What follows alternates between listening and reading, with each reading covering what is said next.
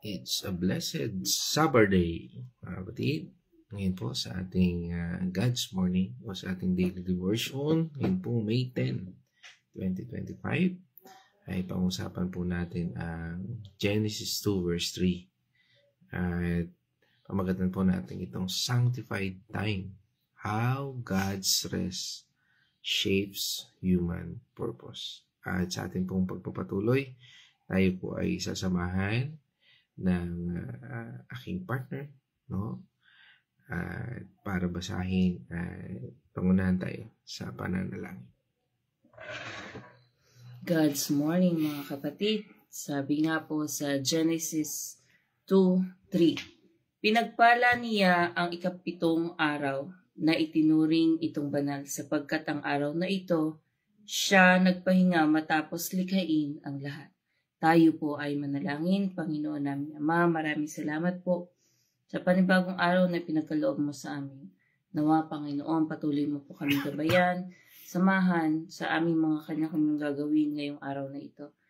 Patuloy niyo po kami palakasin ang aming mga katawan upang mapaglabanan ng anumang sakit na meron sa aming mga paligid, Panginoon. Ganun din po, Panginoon. Tinataas po namin muli sa inyo ang mga taong nakikinig na iyong mga salita na nakakaranas ng karamdaman, Panginoon. Nawa, Panginoon, pag-anin mo ang kanilang pakiramdam at tuloy na ng alisin ang kanilang mga karamdaman na masamang karamdaman na nararamdaman sa kanilang katawan, Panginoon. Maraming salamat po, Panginoon, sa patuloy na pagmamahal mo sa bawat isa sa amin. Ganun din po, Panginoon, patawarin mo po kami sa aming mga nagawang kasalanan. Ang lahat po ng ito ay aming itinataas sa inyong pangalan, sa pangalan ni Jesus. Amen. Amen. Praise God. At ngayong umaga ay isang mapagpalang umaga ulit sa ating lahat, lalo na sa ating mga early bird, no? Nakasama na ngayon si Ate Carmelyn Tanyo, si Kuya George Pios ba ito? Yan, si Ate Cindy, no? Sama na rin natin ngayon, no? At ngayon ay tayo po ay dadako muli, no, dito sa ating talakayan, no, na sanctified time, how God's rest shapes, no, human purpose o yung ating purpose sa ating Panginoon Diyos. At dito po sa ating tinatalakay sa ating devotion ngayon ay nabanggit ang sanctified time, no, yung banal na oras. Meron ba tayong banal na oras? Yan. Dito po sa Genesis 2 verse 3 ay binasbasan at itinuring ng Diyos na banal ang ikapitong araw. No? Ang salitang banal, no, o yung sa Hebrew word po ay kadosh, ay nangangahulugang nahiwalay para sa espesyal na layunin ng Diyos. Hindi lang ito physical rest, no? Aring yun ang naiisip natin, no? Na katulad natin tao, talagang pamamahinga, no? Dito po pinapakita ng Diyos na ang oras mismo ay kayang maging sagrado, no? Isang reminder na ang lahat ng bagay ay kanyang pag-aari at tayo'y tinawag para sumamba sa kanya, no? Kaya nga yung God's rest na ito o yung sinasabi ay kalimitan na naisip natin dito yung pagod, no? Napagod ang Diyos, no? At yan ang ating naiisip. Noong nagpahinga ang Diyos, doon sa verse 3, no? Hindi ito dahil siya ay napagod. Tingnan po natin yung sinasabi ng Isaiah 40 verse 28. Hindi ba ninyo nalalaman, di ba ninyo naririnig na itong si Yahweh, ang walang hanggang Diyos, ang siyang lumikha ng buong daigdig. Hindi siya napapagod sa iniisip niyang walang makakaunawa. Amen. Doon nagpapakita ho, no? Pero ano nga ba itong pagod na ito? Dito po, ang pakahulugan po dito sa God's rest na ito po ay modelo ng completion at satisfaction, no? Na tinapos niya ang kanyang perpektong gawa. Pinapakita po dito ng ating Panginoon Diyos na ang tunay na rest o yung pamamahinga ay pagkilala sa kanyang sovereignty at pagtigil para sambahin siya. Kaya nga sabi doon sa Exodus 20 verse 8 to 11,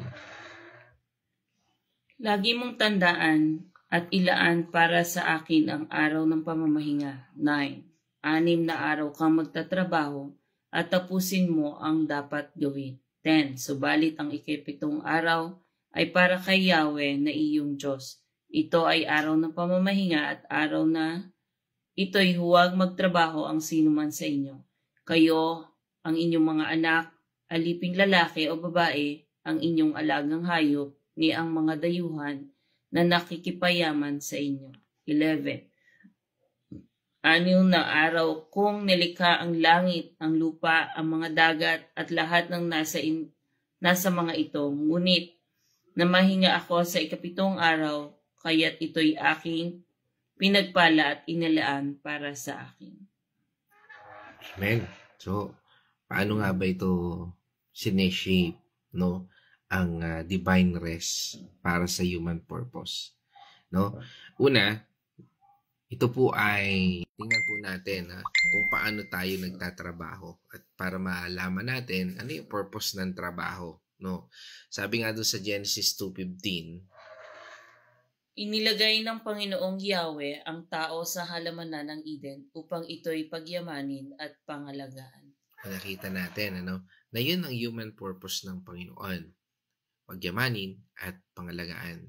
At ibinigay sa atin ng trabahong ito upang pagyamanin at alagaan. Dapat laging may balanse sa pagsamba. Ang Sabbath rest ay reminder na hindi tayo robot at ang value natin ay hindi sa productivity kundi sa pagiging anak ng Diyos. Kaya nga sa trabaho natin, ay papakita ba natin na tayo anak ng Diyos? Nagiging ilaw ba tayo?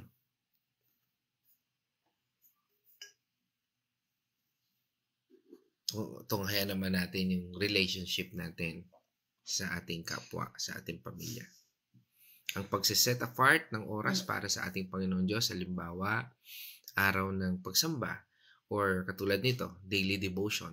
Ito po ay nagtuturo na ang ultimate purpose natin ay makisama sa ating Panginoon Diyos. Kapag tayo ay dumadalo sa mga katulad ng gawain nito, pagsamba natin, yan ang pagsuko natin sa Panginoon na nagbibigay sa atin ng prioridad. Sabi nga sa atin ng Revelation, no? Tungo tayo doon sa future. Revelation 4 verse 11. Aming Panginoon at Diyos, karapat-dapat kang tumanggap ng papuri, karangalan at kapangyarihan sapagkat ikaw ang lumalang ng lahat ng bagay at ayon sa iyong kagustuhan, sila'y nilalang mo at pinanatili. Amen. Kaya nga tayo nananatili pa rin dito sa mundong ito dahil sa purpose ng Lord. At kung hindi natin ito nakikita, nasasayang natin ang bawat oras na pananatili natin sa mundong ito. Sabi nga, ano ba ang magiging bunga ng patuloy nating pagpapagal sa mundong ito kung hindi naman natin nakikita excuse me po, ang tunay na purpose ng Diyos. Tandaan po natin, lagi po may pag-asa sa lahat ng pagod. Sa mundong ito na puno na ng burnout, ang Sabat ay sumisimbolo ng future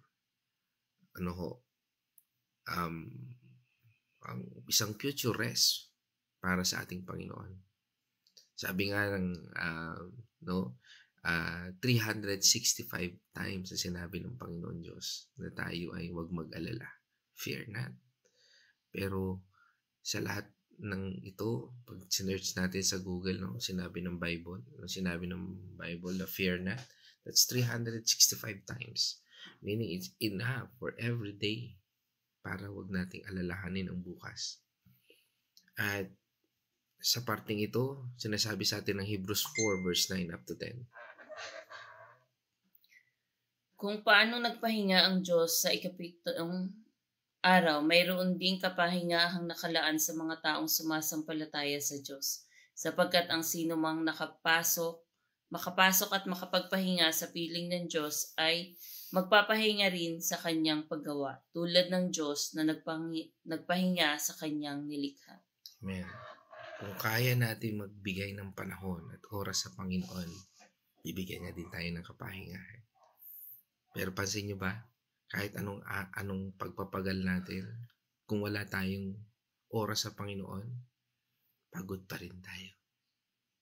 Kahit ilang beses tayo magpunta sa magagandang lugar, pagod pa rin tayo. Dahil yung ating espiritu ay hindi nagkakaroon ng tunay na kapahingahan. Wala pong pag-asa. Kahit sa paghihirap, mga kapatid, may assurance na pwede tayong bigyan ng Panginoon Diyos ng holy time.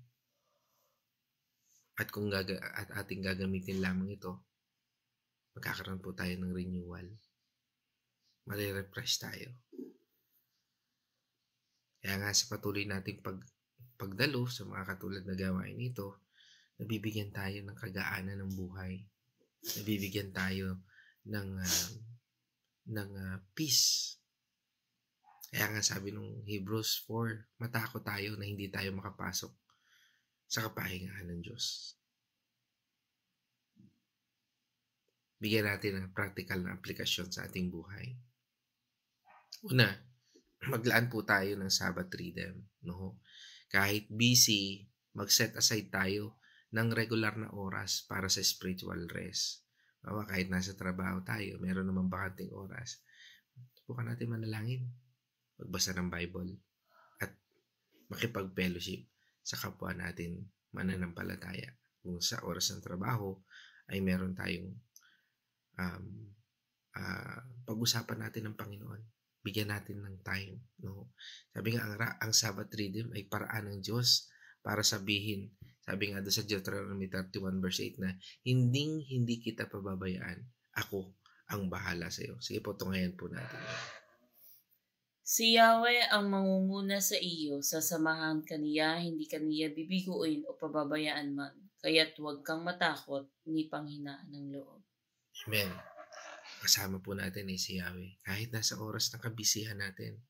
Sabi nga, sino ba naman yung maglaan tayo ng oras sa oras ng trabaho natin? Sabi nga, kapag naglalaan tayo ng oras sa Kanya, sa ating Panginoon Diyos, magkakaroon tayo ng wisdom. Sabi nga sa atin ng Psalm 90 verse 12.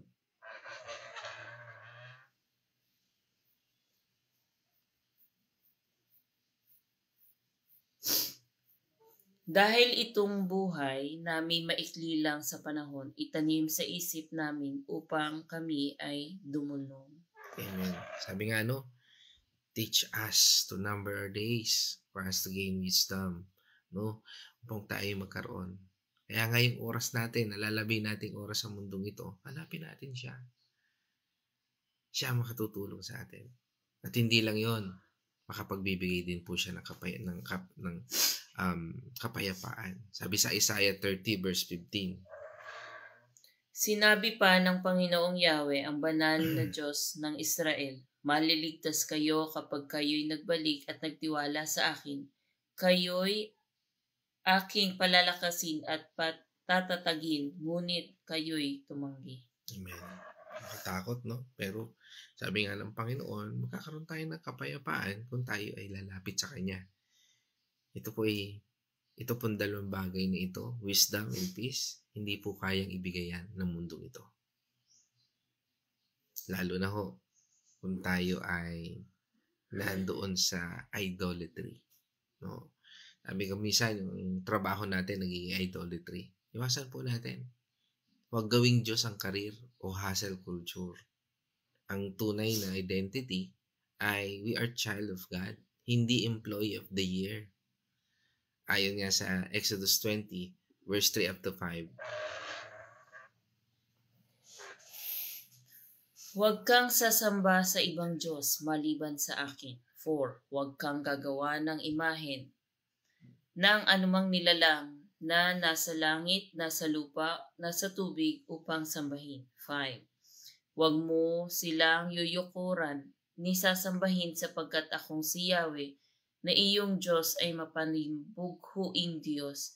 Ang kasalanan ng mga magulang ay sinisingil ko sa kanilang mga anak hanggang sa 3 at 4 na saling lahi. So there's a course, no? Nakita tayo doon. Up to 4th generation. Ulitin lang natin yun, no? Sabi doon, no? Sa verse 3. No? Sabi niya, huwag kang sasamba sa ibang Diyos maliban sa akin. No? Sa verse 4, sabi niya, huwag kang gagawa ng imahen. Yung imahen po nito, anumang bagay, maaring bato, maaring plastic, maaring kahoy. No? Yan po yung mga imahen na yan na ginagawa ng tao.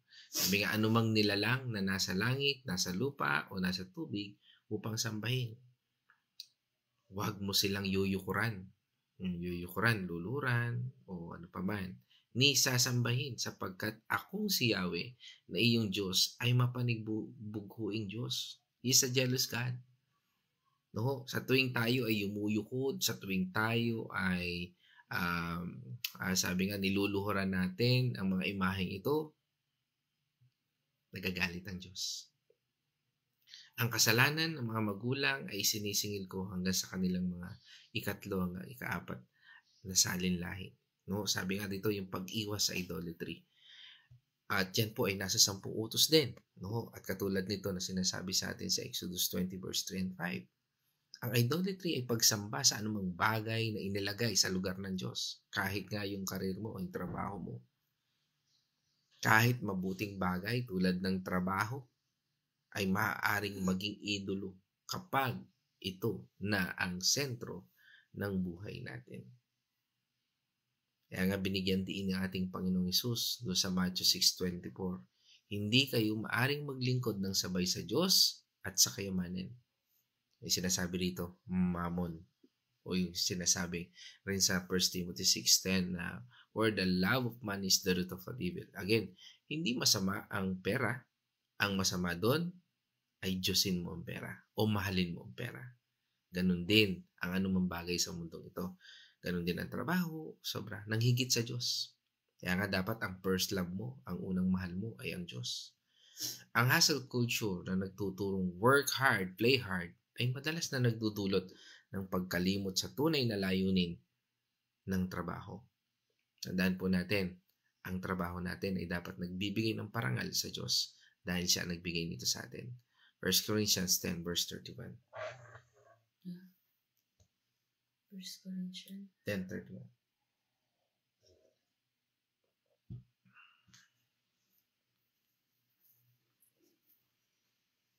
Kaya nga kung kayo'y kumakain o umiinom o ano man ang ginagawa ninyo, gawin ninyo ang lahat sa ikararangal ng Diyos. Amen.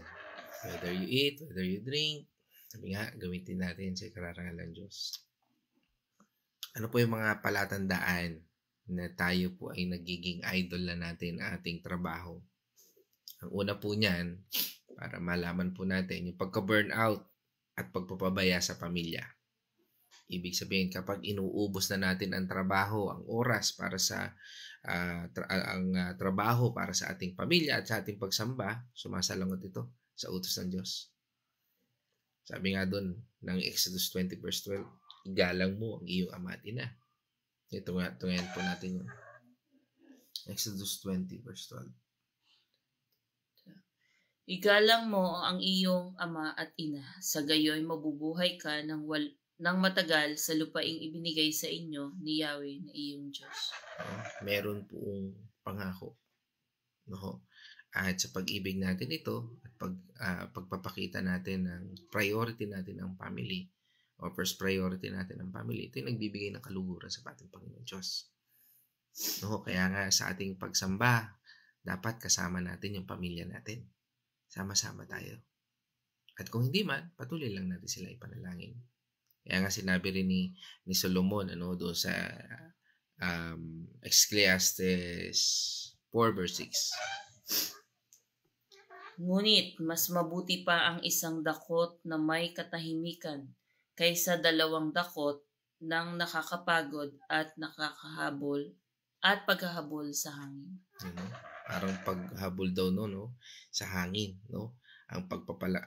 Sabi nga doon, ang pagpapagal para sa hangin ay walang kabuluhan.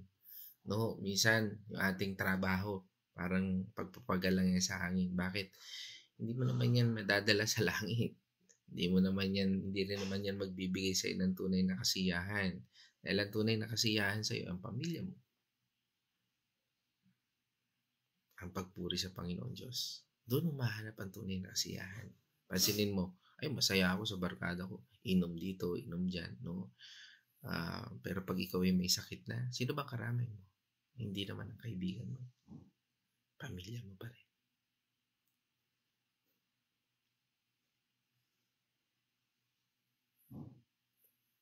Ikalawa, paghahanap ng kasiyahan sa tagumpay. Yan. That's a sign na meron tayong idolatry sa ating buhay. Yung tayo ay sabihin na natin, we are seeking na kinakailangan mapapurihan ka, ma-praise ka, no? Sabi nga, kapag ang kaligayahan ay nakadepende na sa promotion o sahod, ito ay palatandaan ng idolatry, no?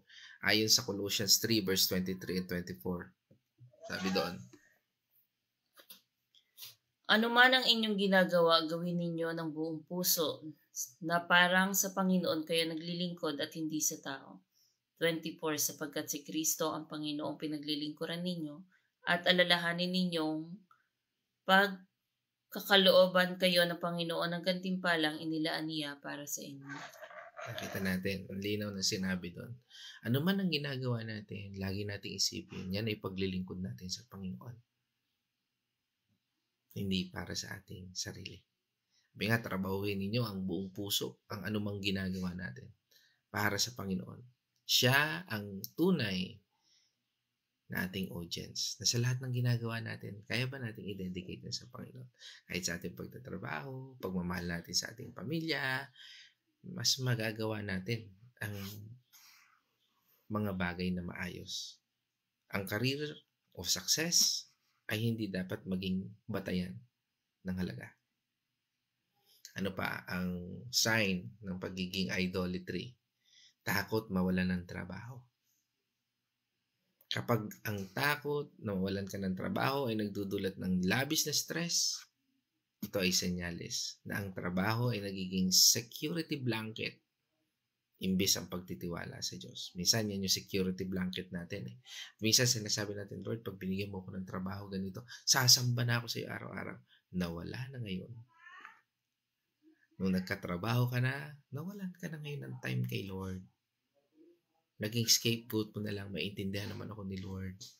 No? Yung mga ganun. Kaya, Lord, pag pinagpala mo ako, binigyan mo ako ng business. No? Kaya marami mo, Pastor, pag-pray mo po ako para dito sa business na ito, Pastor, ganito. Nung time na kailangan mo yan, kailangan mo Diyos. Pero nung nakamit mo na ang lahat, wala na ang Diyos. Okay lang, wala na si Pastor. Pero wag lang mawala si Diyos. Mawala si Lord. Kaya kapatid, balik ka na kay Lord. Kapag ang takot na ito, sabi nga, yan, huwag natin gawing security blanket. Ang lahat ng bagay na yan. Sabi nga sa atin ng Psalm 127 verse 2. Hindi dapat pakahirap magpagal sa hanap buhay. Maaga pa kung bumangon, gabing-gabi kung humimlay. Pagkat pinagpapahinga ni Yahweh ang kanyang mahal. Amen. Parang related, no? Gabing-gabi, babangon ka. Magang umaga, madaling araw, babangon ka. Tapos, gabing-gabi ka na darating. No? Parang yan, sobrang pagtatrabaho. No? Paano nga ba ibabalance, no, ang trabaho at pananampalataya?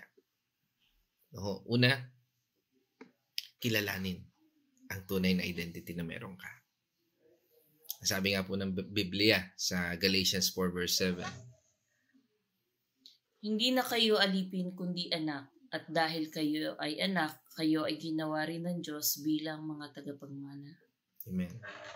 Yan ay isang lagi nating iisipin. Tayo'y mga anak ng Diyos. At tayo ay tagapagmana ng Diyos. At dahil dyan, sabi nga, maaari nating gamitin ang anumang pagkakataon. Halimbawa, kung may hanap buhay tayo, bagay natin salita ng Panginoon Diyos. Hindi tayo tinawag na maging employee of the year. Kundi ano po yun? Maging ambag ng liwanag sa workplace mo. Kung saan ka man nandoon, maaari kang magliwanag. Sabi nga sa atin ng Panginoon, Matthew 5 verse 14.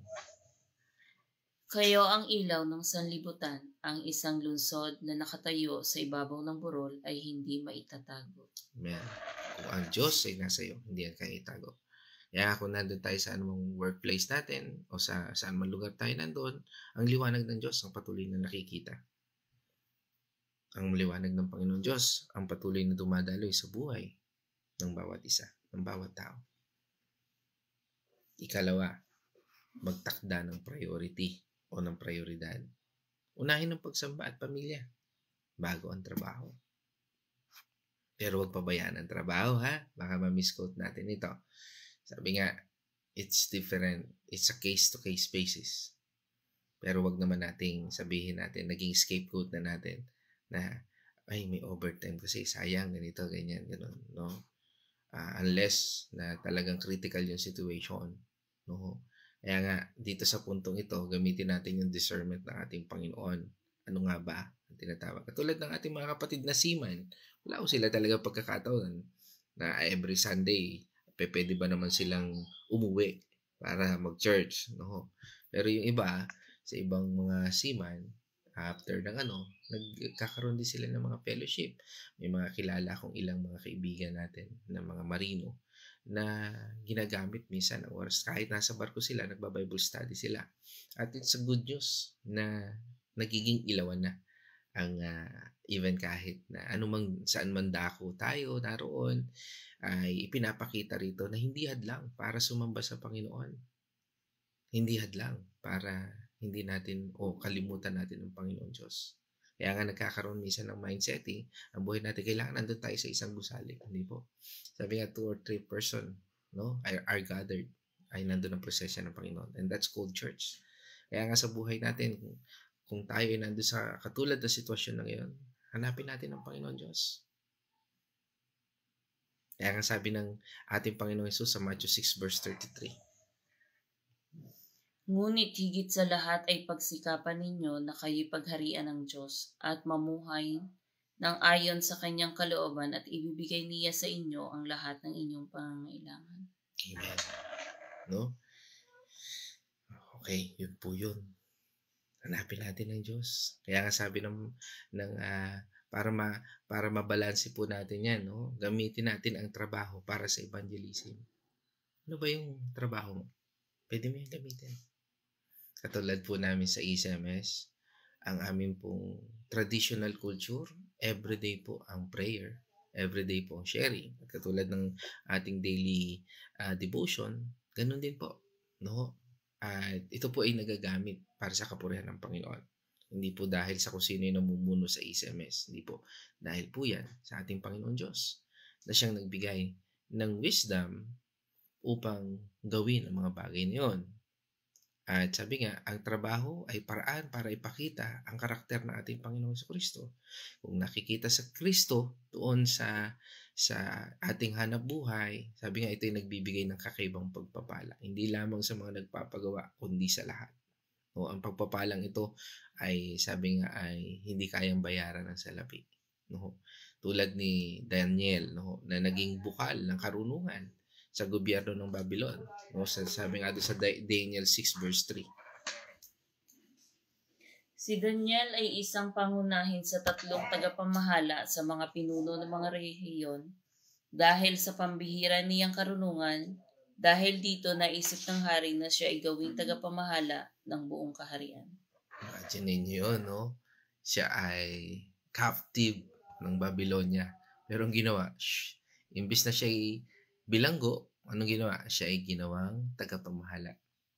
Mga kapatid, tayo rin ay tinawag na maging asin at ilaw sa mundo ito, katulad ni Daniel. Sabi nga, maaring magamit natin ang pagiging asin at ilaw natin, maging tayo man ay nasa ating trabaho o sa ating opisina. Maaring natin gawin yan. Meron akong kilala kasama namin sa church.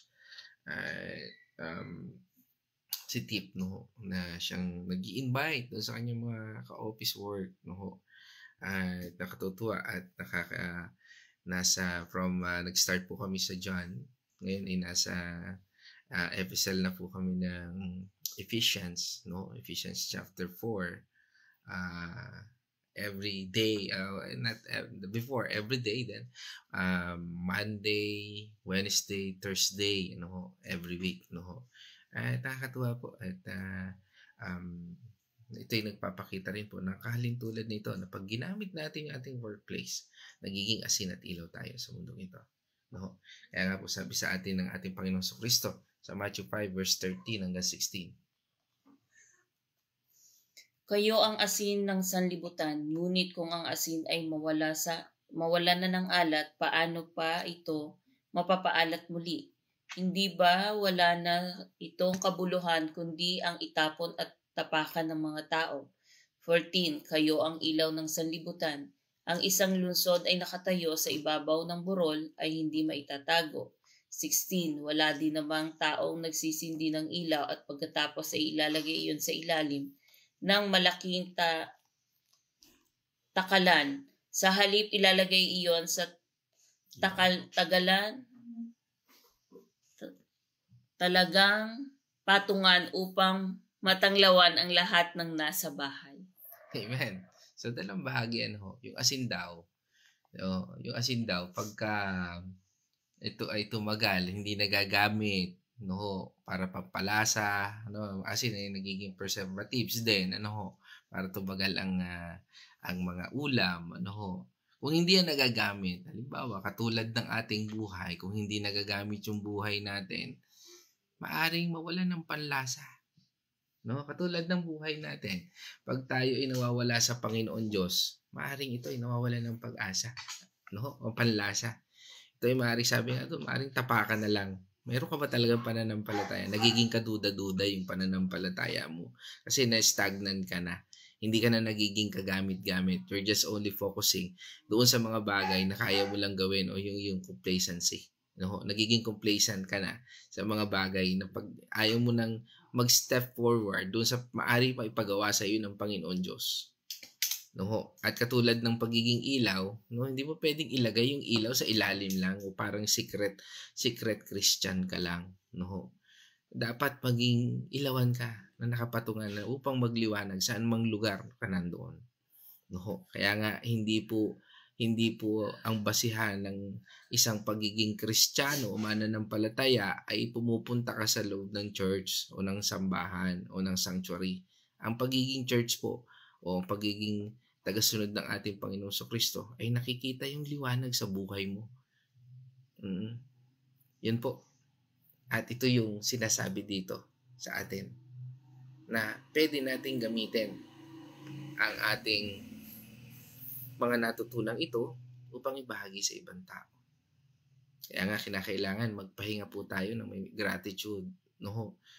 At sa rest na ito na ating pinag-usapan, sariwain natin ang pasasalamat sa kanyang providence. Sabi nga doon sa Matthew 11 verse 28. Lumapit kayo sa akin kayong lahat na nahihirapan at nabibigat ang lubha sa inyong pasanin at kayo'y bibigyan ko ng kapahingahan. Kapag tayo ay punong-puno na, napapagod, minsan, attend tayo ng Bible study, pero problema ka. Pero sa biyaya ng Panginoon Diyos, binigyan ka niya ng kapayapaan, mattend ka ng Bible study. Kahit may problema ka, kahit may sakit ka, kahit ano pa man ang sitwasyon mo. Basta't kaya mo lang at nananampalataya ka. Ang ginagawa ng Panginoon, binibigyan tayo ng kapahingahan. Sa gitna ng anumang ating pinagdaraanan, tayo ay bibigyan niya ng kalakasan sa paglapit natin sa Kanya. Kapatid, diyan ko natatapusin ang isang napakagandang pagpapahayag sa atin ng Panginoon Diyos. Again, sa pamamagitan ng Banal na Espiritu, ang lahat ng ito ay ating nauunawaan. At pasalamatan natin ating Panginoon Diyos. At sa ating pagtatapos, ang sanctified time, yung ating sanctified time na ito ay hindi ritual. Ito'y invitation ng Diyos na alalahanin na tayo kanyang masterpiece. Kaya nga bago tayo magreklamo sa lahat, mga bagay na ito, Alalahanin natin, ano ba yung mga finish work na ating Panginoon Diyos sa buhay natin. Sa bawat araw, napakadami niyan. Paggising pa lang, Lord, salamat. It's a finished work. Binigyan mo ulit ako ng hininga para makakabangon, makapagbahagi ng salita ng Panginoon Diyos, at matutunan ka. That is sanctified time.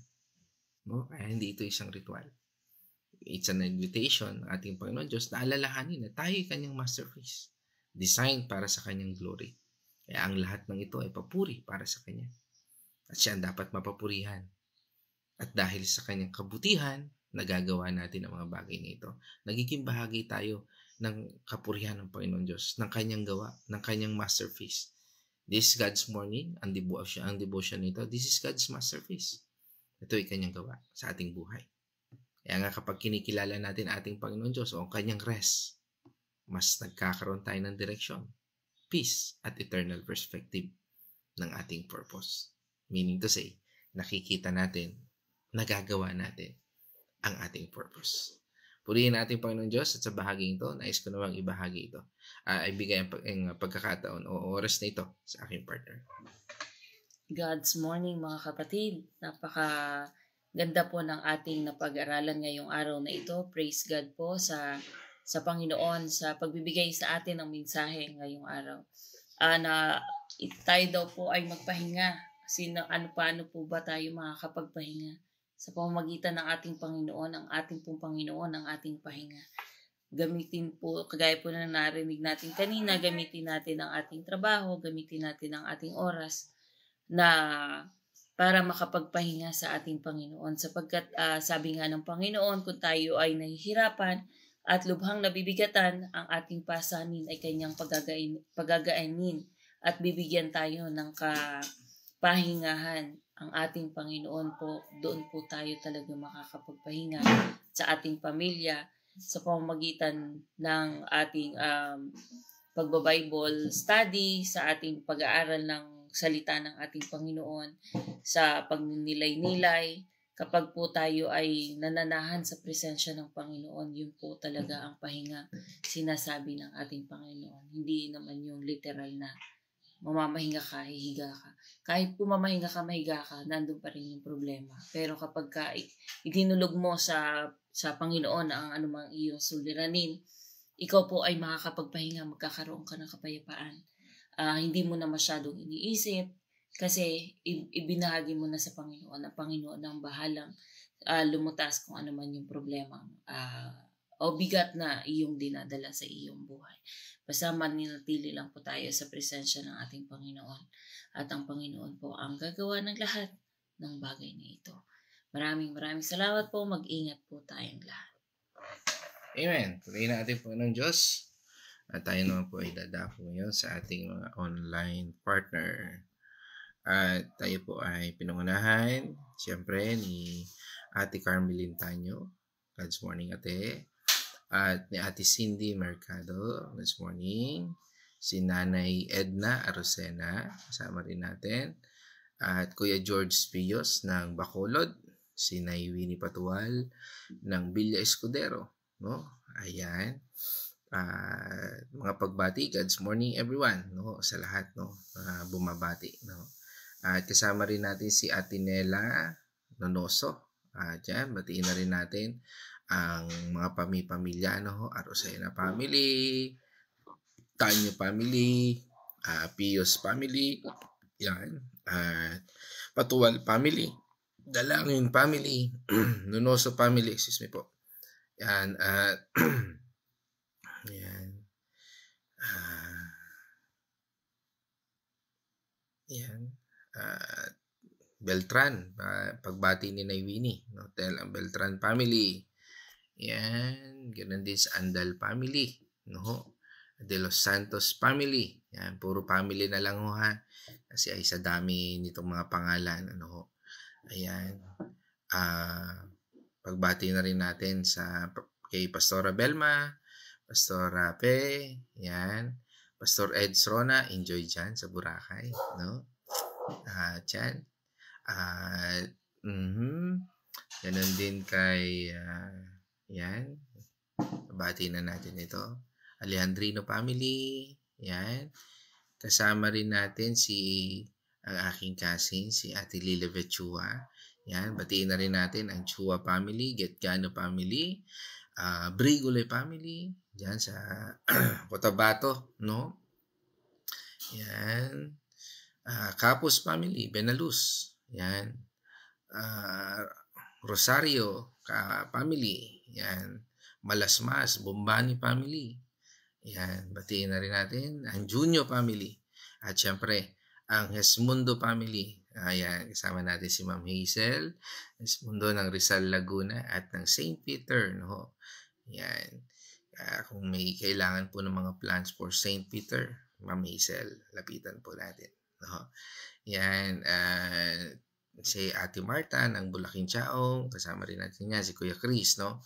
At mapagpalang umaga at sa buong family. Yan, silang family. Yan, kila Ate Aleli, kay Nanay Consuelo, no? Sa patuloy na kagalingan din, ano? At saka ang ating kapulisan, ano? Si Sir Dennis Cornista Pandinyo, kasama rin natin, Sir. God's morning po. Pagpalain po at patuloy pong ingatan ang buong kapulisan natin, ano? At God bless po. Yan, at sino pa? Yan si Abigail from United States, no? America. Yan, si Abigail daw, kasama rin natin. Parang hapon yata sa kanila. Yan, at kasama rin natin si Sister Buena mula dito sa Kalihan. Tama ba? Nasa Kalihan. At si Brother Alvin, no? Castillo. Yan, Castillo family. Yan. At siyempre yan, nandiyan pala si Pastora Fe. Kasama rin natin.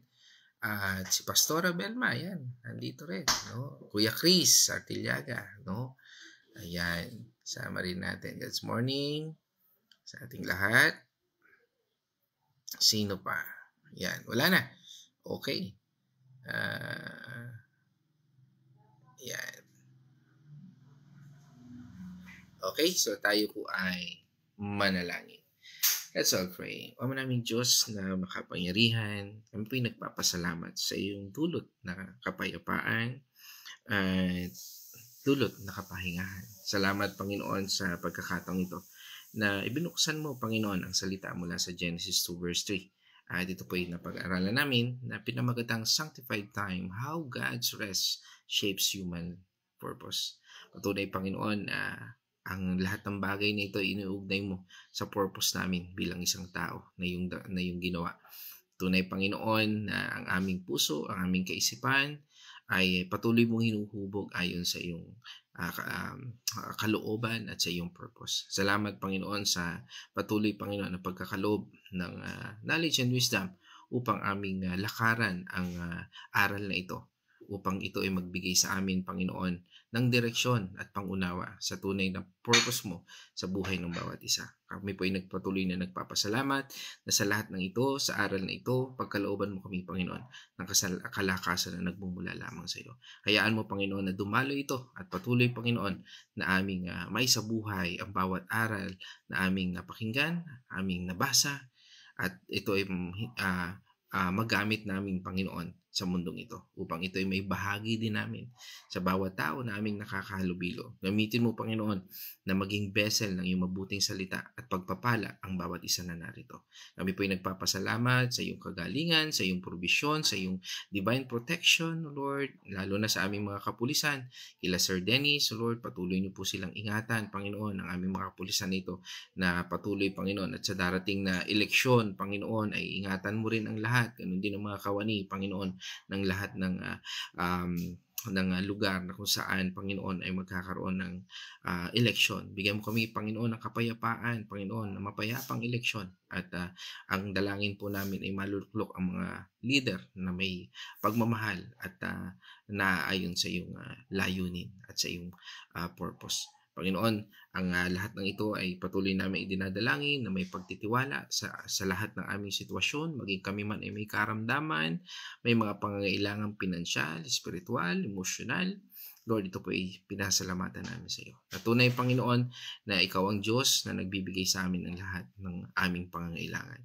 Lord, kami po ay narito, patuloy niyo pong patnubayan, ingatan at turuan, Panginoon, upang maunawaan namin ang lahat sa aming buhay. Again, O God, we thank you and we praise you in this our pray in the name of our Lord Jesus Christ. Amen. Mga kapatid, let us shout the shout of victory. Christ is dying. Christ has died. Christ is risen. Christ has risen. Christ will come again. Christ will come again. And together, we are for Christ. Again, God's morning, everyone.